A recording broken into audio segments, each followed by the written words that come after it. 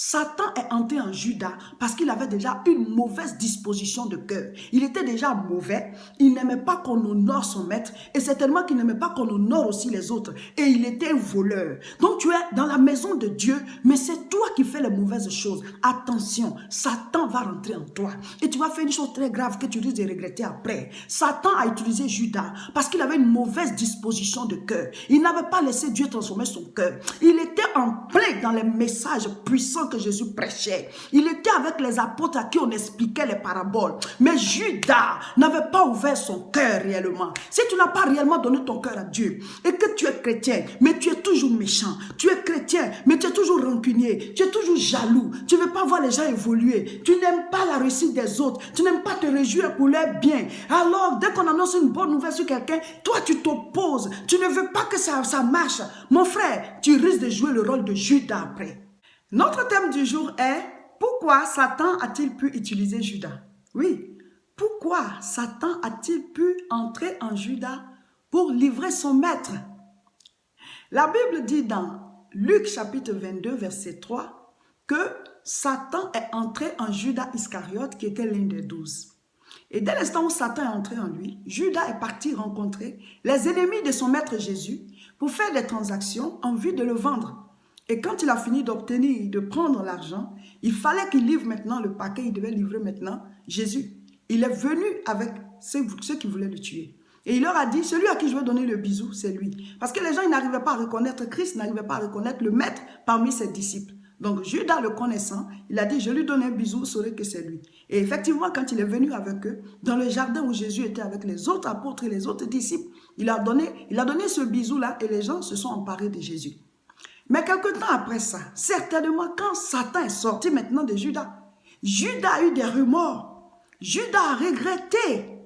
Et la Bible dit, il est retourné voir ceux à qui il a vendu Jésus. Pour leur dire, je regrette, je ne veux plus. Ils ont dit, nous n'avons rien à faire avec ça. Et Judas a même jeté l'argent. Et il est allé se suicider. Vous voyez, ça veut dire que quelque part, quand Satan est sorti de lui, il venait de réaliser qu'il avait commis un acte ignoble. Il venait de faire quelque chose de très grave. Mais pourquoi Satan a-t-il pu passer par lui pour le faire? C'est de ça qu'il est question, chers frères et sœurs. Parce qu'il y a des choses comme ça que nous commettons et nous nous rendons compte juste après qu'on vient de faire quelque chose de très grave. On vient de commettre un acte terrible et on regrette amèrement. Pourquoi ceci arrive? Alors, pourquoi Satan a-t-il pu utiliser Judas? Lisez Jean chapitre 12. Tout le chapitre, vous allez comprendre ce qui s'est passé. Alors Judas, il faisait partie des 12, mais c'était quelqu'un qui n'avait pas réellement donné son cœur à Dieu. Et donc, c'était les mauvaises choses qui sortaient de lui. Et ça arrive comme ça, on est à l'église, mais on n'a pas donné notre cœur à Dieu, et ce ne sont que les mauvaises choses qui sortent de nous. Dans ce chapitre, Jean chapitre 12, on nous raconte l'histoire d'une pécheresse qui est venue se repentir. Elle avait un parfum très cher. Elle a cassé ce parfum aux pieds du Seigneur. Elle a commencé à le nettoyer ses pieds avec ses cheveux, faire des bisous à ses pieds et tout ça. Et du coup, parmi tous les apôtres, c'est Judas qui a commencé à se plaindre. Judas dit, mais pourquoi on n'a pas vendu ce parfum-là pour pouvoir donner l'argent aux pauvres? Et la Bible ajoute que ce n'est pas parce qu'il avait de la peine pour les pauvres, mais parce que c'est lui qui tenait la bourse, c'est lui qui avait la caisse. Là où on met l'argent, c'est Judas qui gardait cela. Et quand on mettait l'argent dedans, lui, il volait, il prenait l'argent. Donc, il ne se mettait pas en peine pour les pauvres, mais parce qu'il voulait qu'on vende le parfum, qu'on mette l'argent dans la caisse pour que lui puisse voler. Vous voyez?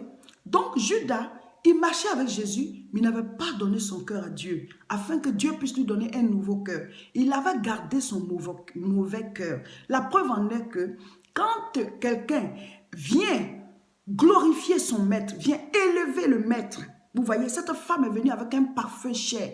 Et qu'est-ce que Jésus a dit? Jésus dit de la laisser tranquille parce que cette femme-là est en train de faire un acte prophétique, qu'elle est en train de verser du parfum sur lui par rapport à sa mort prochaine. Voilà, c'est comme si elle était déjà en train de l'embaumer. Donc c'était spirituel. Judas n'avait pas ce discernement-là. Pourquoi? Parce que son cœur n'avait pas été donné à Dieu. Vous savez, personne ne peut donner ton cœur à Dieu si ce n'est toi-même. C'était à Judas de réellement accepter le Seigneur. Mais il marchait avec Jésus, mais il n'avait pas donné son cœur. Quelqu'un qui marche avec le Dieu créateur du ciel et la terre, qui est venu comme un être humain sur cette terre, Quand Jésus prêchait, la Bible dit prêchait comme ayant autorité. Ce n'était pas comme les pharisiens, les sadduciens, les scribes. Eux-mêmes, ils le regardaient et disent, ouais, il a quelque chose de différent. La preuve en est que Nicodème allait le voir la nuit pour dire, si Dieu n'est pas avec quelqu'un, il ne peut pas faire tout ce que tu fais. Il ne peut même pas prêcher comme tu prêches. Dieu est vraiment avec toi. Vous voyez? Un pharisien, Nicodème, a reconnu que Dieu est avec lui. Donc, Jésus prêchait avec autorité. Il y avait de l'onction, il y avait la puissance. Judas était dans le staff. Mais son cœur n'a pas changé. Pourquoi? Parce qu'il n'a pas ouvert son cœur.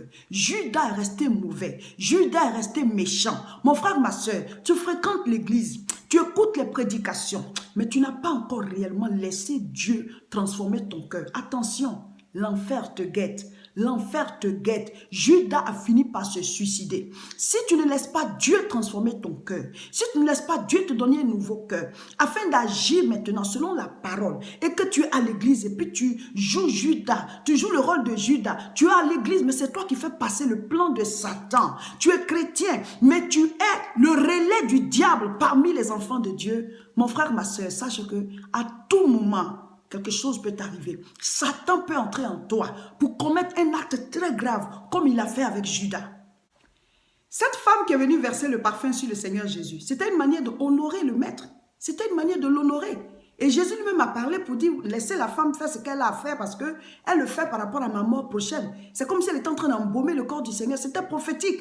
Mais c'est Judas qui se plaignait de cet honneur qu'on adressait, qu'on accordait à son maître. Vous voyez? Souvent, tu es chrétien. Mais c'est par toi Satan passe pour créer des problèmes aux autres, pour créer des problèmes aux leaders. Donc tu es à l'église ou alors parmi les frères et sœurs et c'est toi qui es tout le temps en train de te plaindre quand on essaie d'honorer quelqu'un. Pourquoi? Ça veut dire que ton cœur n'est pas pur. On dit, ah, on va honorer telle personne. Toi, ça ne te plaît pas. Tu es assis, tu regardes ça mal. Tu as une certaine manière d'être parce que tout simplement au fond de toi, tu aurais voulu que ce soit toi, ce soit toi, ce soit toi. Mais quand on vient à Christ, Jésus dit quoi? Si quelqu'un veut me suivre, qu'il renonce à lui-même. Ton moi là, il faut renoncer à ça. Qu'il renonce à lui-même, qu'il se charge de sa croix chaque jour et qu'il me suive. Sa croix, ça veut dire, ça peut te faire mal, parce que la croix, c'est la crucifixion. Ça peut te faire mal, mais tu dois accepter que c'est la volonté de Dieu. Qu'on le fasse, qu'on honore les autres, qu'on fasse ceci à telle personne et que tu puisses te forcer pour rire. Quand tu te forces, au fur et à mesure que tu te forces, tu te réjouis, ton cœur devient selon Dieu. Et maintenant, les mauvais sentiments s'en vont. La Bible dit quoi? Résistez au diable, il fuira loin de vous. C'est comme ça que ça se passe. Mais si toi, tu es assis et que ton cœur est fermé à la parole qu'on prêche, tu es à l'église ou bien tu es chrétien, mais c'est toi qui es méchant. Au fond de toi, tu as gardé tous les mauvais sentiments. Attention, parce qu'il va arriver un temps où Satan va rentrer en toi. Satan est entré en Judas parce qu'il avait déjà une mauvaise disposition de cœur. Il était déjà mauvais, il n'aimait pas qu'on honore son maître et certainement qu'il n'aimait pas qu'on honore aussi les autres. Et il était un voleur. Donc tu es dans la maison de Dieu, mais c'est toi qui fais les mauvaises choses. Attention, Satan va rentrer en toi. Chers frères et sœurs, la Bible dit dans Ézéchiel 36, verset 26, Dieu dit qu'il va nous enlever le cœur de pierre pour mettre un cœur de chair. Qu'il va changer notre cœur, il va nous donner un cœur nouveau. Mais lequel d'entre nous a un cœur de pierre? De quel cœur Dieu parle-t-il?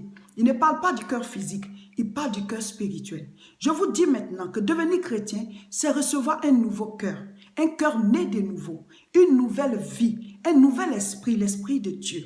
Donc, devenir chrétien, c'est un changement de cœur. Tu reçois un nouveau cœur qui vient tout droit de Dieu. C'est ça, être né de nouveau. Quand on parle de cœur, je dis le cœur spirituel. Parce que quand Dieu dit cœur de pierre, nous tous, nos cœurs ne sont pas en pierre, c'est des cœurs de chair. La preuve est que ça baille, c'est ce qui propulse le sang dans tout notre organisme. Alors de quel cœur Dieu parle-t-il?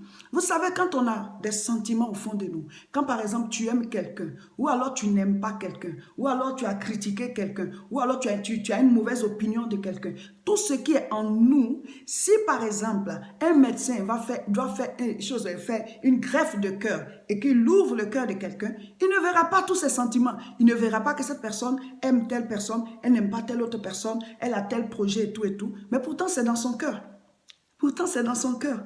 Donc, le médecin peut même opérer son cœur, le chirurgien peut opérer son cœur, mais il ne verra pas tous ses sentiments. Donc, il s'agit du cœur spirituel. Le cœur spirituel, c'est celui-là qui est en contact avec Dieu. Et c'est dedans que tout se passe. Quand l'homme meurt, son cœur physique pourrit avec son corps. Mais le cœur spirituel, il monte avec lui. Et c'est ce cœur-là qui doit être pur. C'est pour ça que Matthieu chapitre 5, verset 8 dit « Heureux ceux qui ont le cœur pur, car ils verront Dieu. » Ce n'est pas le cœur physique, c'est le cœur spirituel. Là où tu as des sentiments, c'est de ça qu'il s'agit. Donc, recevoir Christ, avoir une nouvelle vie, c'est recevoir un nouveau cœur. Pourquoi Judas a-t-il pu livrer son maître? Parce que Judas n'a pas laissé Dieu changer son cœur.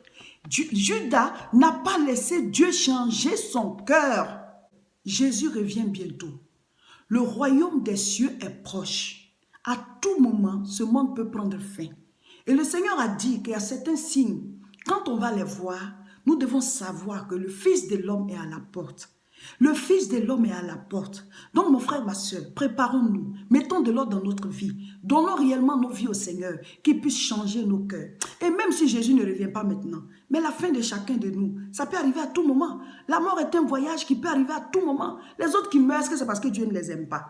Eh oui, est-ce que c'est parce que Dieu ne les aime pas? On peut mourir à tout moment. C'est Dieu qui rappelle. Des circonstances peuvent arriver, puis tu pars. Mais est-ce que tu es prêt? Est-ce que ton cœur n'est pas comme celui de Judas? Est-ce que Satan ne t'utilise pas à tout moment? Mon frère, ma soeur, ressaisis-toi dans ta marche avec Dieu. Donne réellement ton cœur à Dieu. Il faut que ton cœur soit pur. Il faut que tu sois un véritable chrétien, prêt à pardonner aux autres, prêt à te pardonner toi-même, prêt à avancer tout le temps avec le Seigneur, prêt à laisser passer le plan de Dieu dans l'église, que tu ne sois pas l'occasion des problèmes. Que tu ne sois pas la porte pour pouvoir livrer les gens, mais que tu sois un véritable fils du royaume. Je suis Seka Olga, pasteur à l'église évangélique La Moisson de France. Nous prions à Tourcoing. L'adresse est 48 rue Saint-Omer, 59 200. Tous les dimanches à partir de 10 h. Et nous prions aussi les mercredis à 18h30 pour des études bibliques et puis des enseignements très profonds. Alors mon frère, ma soeur, si vous êtes en Europe, rejoignez-nous tous les dimanches pour ces cultes glorieux. Une fois par mois, nous faisons des grands moments de prière, des croisades, d'évangélisation, des délivrances, de prière au niveau de Paris, précisément à Aubervilliers. L'adresse est 29 rue Sadi Carnot, 93 300. La prochaine croisade est pour le samedi 14 avril, dès 14h30. Tout le monde à Aubervilliers. Tout le monde à Aubervilliers. Ça sera fort, mon frère, ma soeur. Nos moments de prière sont très, très puissants. L'onction, la parole, le temps de prière, la délivrance, le Saint-Esprit est en action. Alors, si vous êtes en Europe, mettez ceci dans votre programme. Samedi 14 avril, tous à Aubervilliers à partir de 14h30 pour ce grand moment de prière. Voilà, vous pouvez nous appeler au 0033 7 51 51 25 16. Pour me suivre régulièrement, veuillez vous abonner à cette page. Cliquez juste là où il y a le doigt. Ça voudra dire que vous êtes abonné. Et chaque fois que je vais mettre les vidéos en ligne, vous allez les recevoir. Voilà, c'est très important de nourrir sa foi régulièrement. Et puis, il faut partager la vidéo. Quand on a trouvé quelque chose qui est bien, on ne le garde pas pour soi, on partage avec les autres. C'est cela l'amour de Dieu. Que le Seigneur vous bénisse.